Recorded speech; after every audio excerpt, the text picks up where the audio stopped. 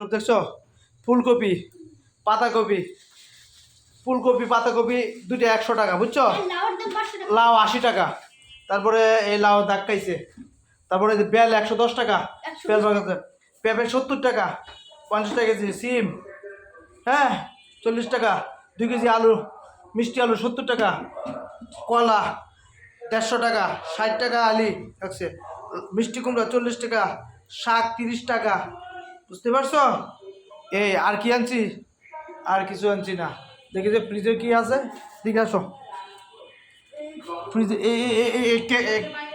Capsicum নষ্ট হয়ে যেতেছে তো। কাঁচা কলা শসা ক্যাপসিকাম কয়টা 3টে রয়েছে। আর কি আছে? বেগুন আছে। এই যে ফ্রিজে নাই তো কিছু, তুমি বলতেছো সব ফসবে।